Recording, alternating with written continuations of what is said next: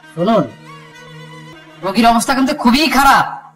পেটের মধ্যে গ্যাস জমে আছে, মুখের মধ্যে পাইপ দিয়ে গ্যাস অন্য জায়গা দিয়ে বের করতে হবে।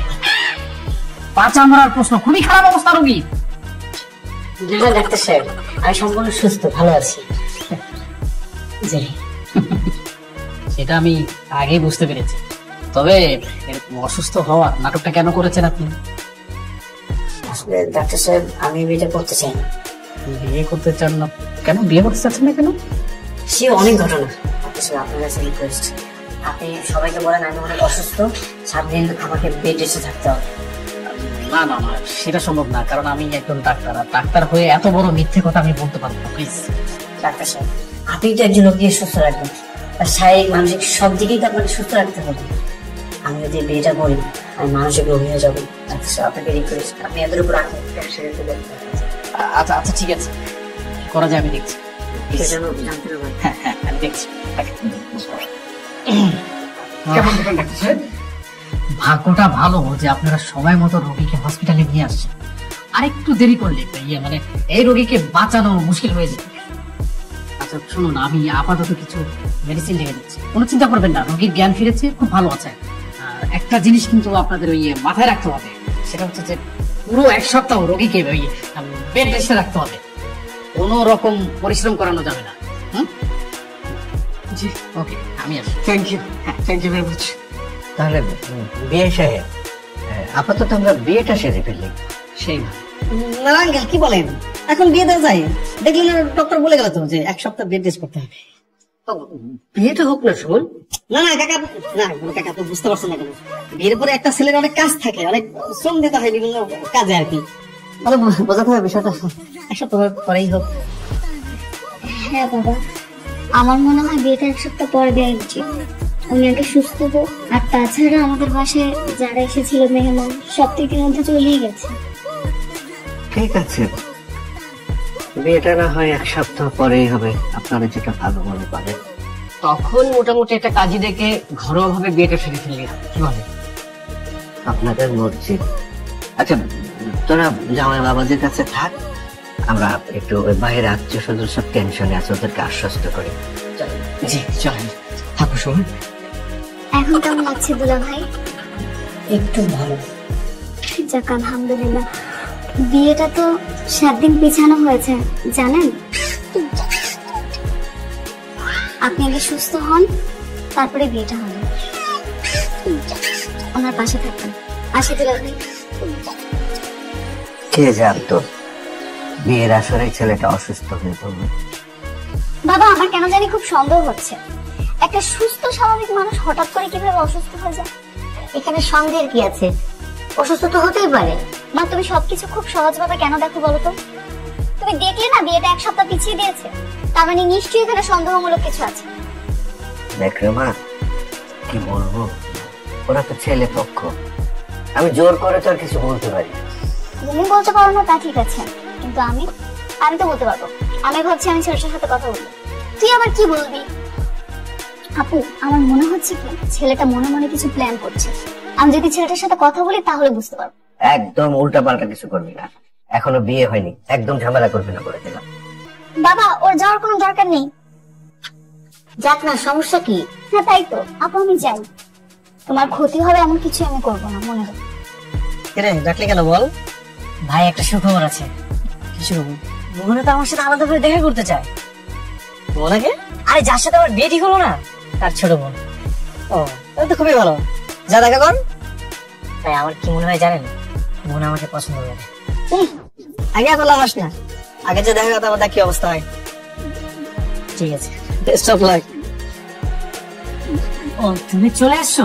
আমি তোমার জন্য কতক্ষণ ধরে ওয়েট করতেছি। আচ্ছা, এখানে বসো। না না, এটা ক্লিন না, তুমি কাজ করো, এদিকে আসো। না না থাক, আমি বসবো না।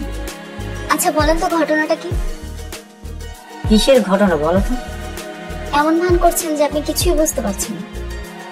আপনাকে দেখে তো কোনোভাবেই অসুস্থ মনে হচ্ছে না। খুব সুন্দর করে নাচতে নাচতে রেস্টুরেন্টে চলে এসেছেন, তাহলে বিয়েটা কেন ক্যান্সেল করলেন? সত্যি বলবো?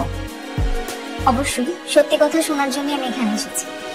আমার না তোমার আপুকে পছন্দ, আমার তোমাকে পছন্দ, তোমাকে আমার ভালো লেগেছে। কি আপনাকে মাথা ঠিক আছে? কি বলছেন এসব পাগলের মতো কথাবার্তা? আমার সবকিছু ঠিকঠাক আছে, আমার তোমাকে পছন্দ হয়েছে, আমি তোমাকে ভালোবাসি।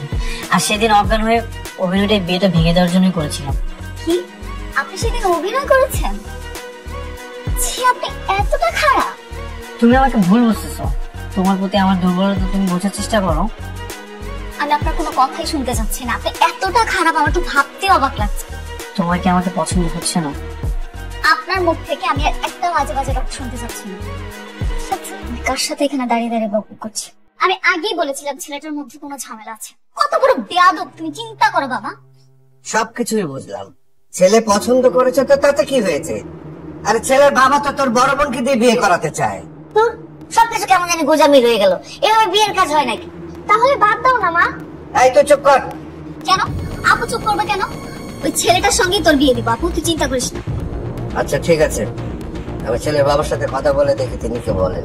উনি কি বললো সেটা জানার দরকার নেই, বিয়ে যেভাবে ঠিক করা হয়েছে সেভাবেই হবে। আমি বিয়ে না করলে কিভাবে হবে? বাবা আমি তো তোমাকে বিয়ে বাড়িতে থাকতেই তোমাকে বললাম, তার মানে কি বিয়ে করবো না? সব মানুষ জানাজানি হয়ে গেছে, বিয়ের সবকিছু ঠিকঠাক, এখন তোর মেয়ে পছন্দ হচ্ছে না, এটা কি মানবে? বাবা তুমি শুধু শুধু না আমার উপর রাগ করছো।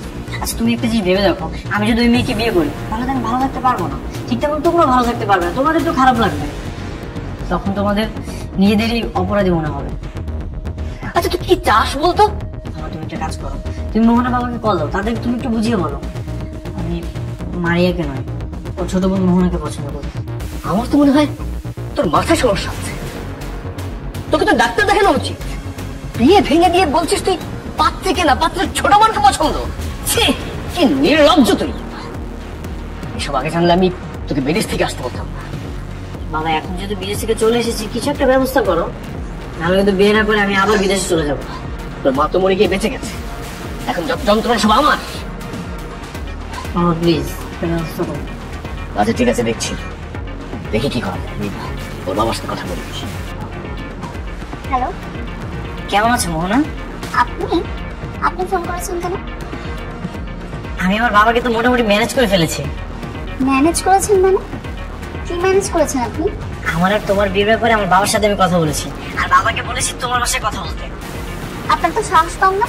আপনি ভাবলেন কি করে যে আমি আপনাকে বিয়ে করতে রাজি হব? রাজি হবে না কেন? আমি তো তোমাকে অনেক পছন্দ করি, আর আমরা দুজন মিলে অনেক হ্যাপি থাকবো। আপনার সাথে ভালো থাকার বিন্দু পরিমাণ ইচ্ছে আমার নেই, আপনি ফোনটা রাখেন। আচ্ছা তুমি আমাকে সবসময় শত্রু মনে করো কেন? একটু নজরে তাকাতে পারো না? যে ছেলেটা বিয়ে করতে এসে পাত্রের ছোট বোনকে পছন্দ করে তাকে সুনজরে দেখবো, এতটা খারাপ দিন আমার আসে। তার মানে আঙ্কেল এই বিয়েতে রাজি, তাই তো? হ্যাঁ, এখন মোহনা এই বিয়েতে রাজি হলে আশা করি বিয়েটা হয়ে যাবে। কিন্তু তুই মেয়েটা সম্পর্কে যা বললি, আমার তো মনে হয় না মেয়েটা তোকে বিয়ে করবে। ওর ফ্যামিলিকে যদি কোনোভাবে ম্যানেজ করা যায় তাহলে ওর ফ্যামিলি ওকে বিয়ে করার জন্য রাজি করাবে। দেখ শোন, বিয়েটা যদি একবার হয়ে যায় না, দেখবি প্রেম ভালোবাসা এমনিতে উতলা উতলাই পড়তেছে। মাঝখান থেকে অনেক কিছুই হয়নি, কিন্তু এর মধ্যে কিছু সমস্যাও তৈরি হয়েছে। এ আর নতুন কি, সমস্যা তো থাকবেই, সেই সমস্যাকে ওভারকাম করে এগিয়ে যেতে হয়। আমি আসলে আপনাদের কাছে এসেছিলাম একটা কথা বলার জন্য, কিন্তু কিভাবে যে বলবো ঠিক বুঝে উঠতে পারছি না। ভাইজান আপনি একদমই শাই ফিল করবেন না, আপনার যা বলার আপনি মন খুলে বলতে পারেন। আসলে আমার ছেলেটা খুব আদরের, মামারা একমাত্র ছেলে তো। ও আসলে বলে ফেলেন, সমস্যা নেই। নাবিল আপনার বড় মেয়েকে বিয়ে করতে চাচ্ছে না, ও সেদিন আপনাদের ছোট মেয়েকে পছন্দ করেছে। ভাইজান আপনি যদি আরেকটু ক্লিয়ার করে বলতেন। মানে আমি চাচ্ছিলাম যে নাবিলের সাথে আপনাদের ছোট মেয়ের বিয়ে হোক, ছেলে যাকে পছন্দ করে তার সাথে বিয়ে দিতে পারলে আমার খুব ভালো লাগতো, এই আর কি। সেটা তো ঠিকই আছে, যেহেতু সংসার ওরা করবে, ওদের একটা পছন্দের গুরুত্ব তো আমাদের দিতেই হবে। কিন্তু আসলে আত্মীয় স্বজনের মধ্যে তো জানাজানি হয়ে গেছে, সেটা তো আপনি জানেন। হ্যাঁ জানি, কিন্তু তাদের দিকে তাকিয়ে আমাদের ছেলে মেয়েদের পছন্দকে যদি মূল্যায়ন না করি তাহলে বিষয়টা কেমন হয়ে যায় না? সেটাও ঠিক বলেছেন। আমি আপনাদের কাছে হাত জোর করে ক্ষমা করছি, যদি সম্ভব হয় তাহলে নাবিলের সাথে আপনাদের ছোট মেয়েকে দিন, আর তা না হয় আমাকে মাফ করে দিন। ঠিক আছে, আমি সম্মতি দিলাম। এত করে যখন বলছেন, থ্যাংক ইউ ভেরি মাচ। তোমরা নিজেরাই সব ঠিক করে ফেলবে, আমাকে একবার জিজ্ঞাসা করবে না বাবা? তোকে জিজ্ঞেস করার কি আছে? তোর বোন তো নিজে থেকে ওকে বিয়ে করতে চাচ্ছে না, আর ওই ছেলে যেহেতু তোকে পছন্দ করেছে, আমি তো সমস্যা দেখতেছি না। সমস্যা আছে, আমাকে পছন্দ করতে হবে, আমারটা জিজ্ঞেস করবে না? তুই বল, তোর বোনের মতো তোর একটা বয়ফ্রেন্ড আছে? এটা কেমন কথা মা? বয়ফ্রেন্ড কেন থাকতে যাবে? দেখ, আর ঝামেলা করিস না রে মা, এমনি বিয়েটা নিয়ে অনেক নাটক হয়ে গেছে। তার মানে তোমরা, আমরা কি, তার মানে আমরা যে ছেলের কাছে থেকে বিয়ে দিতে যাচ্ছি সেই ছেলেকে বিয়ে করতে হবে। আর তোর বোনকেও বলে দে, যে ছেলেকে পছন্দ করে তাকে নিয়ে আসুক, তার সাথে আমরা বিয়ে দিয়ে দিব। মা, তোমরা আমার কোনো কথার গুরুত্বই দিবে না?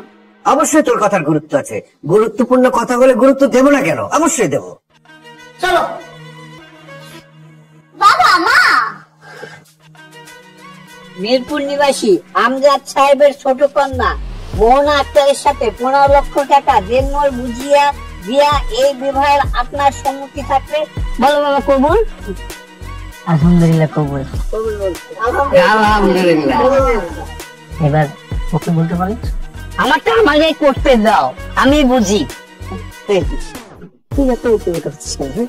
কাজে সব কাজটা করতে দেবে ঠিক হবে না? ইমিডিয়েটলি আগের একটা বিয়েটা আমার ভেঙে গেছে। বিয়েটা বলে আমাদের জন্য ভালো, বিয়েটা বলছে তোর জন্য। এখন বিয়ে হচ্ছে, চুপচাপ বিয়েটা করে ফেলো। কাজী সাহেব, আগান বাকিটাও সরেন। উত্তরা 7 নম্বর সেক্টর নিবাসী মোহাম্মদ রমজান হকের ছেলের সাথে 15 লক্ষ টাকা দেনমোহর বুঝিয়া পাইয়া এই বিবাহে আপনার সম্মতি থাকলে বলুন মা কবুল? কবুল বলো মা। হ্যাঁ, কন্যা তো অজ্ঞান হয়ে গেছে, কন্যা তো অজ্ঞান হয়ে গেছে।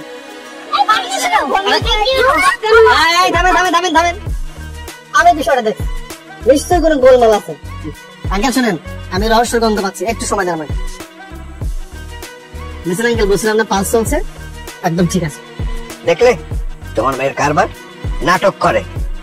কাজী সাহেব, নীরবতা যদি সম্মতির লক্ষণ হয়ে থাকে, তাহলে এই যে ওর অজ্ঞান হয়ে যাওয়াটা, এটাও কিন্তু একটা সম্মতির লক্ষণ।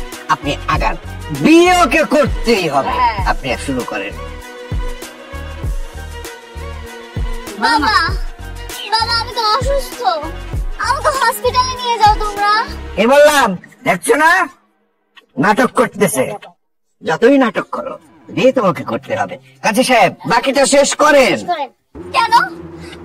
আমি অসুস্থ, আমাকে হসপিটালে নিবে না, কিন্তু ওকে তো ঠিকই হসপিটালে নিয়ে গিয়েছিলে। আরে বাবা, নাটক করে ডাক্তার দরকার নেই এখন আর। কাজী সাহেব আগান। তামসা, কবুল এই বিয়ে তোকে করতেই হবে। বলে ফেল কবুল। কবুল বলো। কবুল, কবুল, কবুল।